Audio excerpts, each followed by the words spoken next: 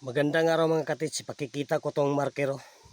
Ang ibig sabihin niya parang nakalitrisi yan. Yan, klarong-klaro yan. Yan, hinati, isang bato na hinati. Yan.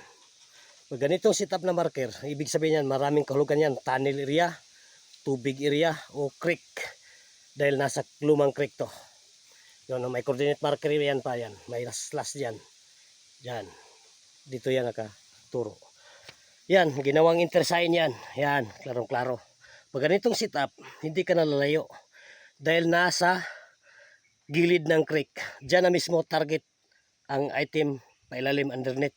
Pero ang lalim mga katits, hindi natin alam dahil hindi naman tayo kasama sa nagbaon. Ito. Yan. May marker pa yan. Nasa nakaukit sa malaking bato. Na ang distansya ay 30 feet. Yan, pakikita ko mga katiits. Yan.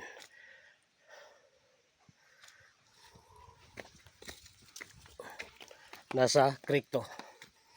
Ito. Talang legit yan pagkagawa. Yun ang kanyang mata. Yun o. Doon nakatingin. Oh, yun o. Yung hinati na isang bato hinati. Yan. Diyan mismo. Yung arrowway niya. Oh, yun, klarong-klaro.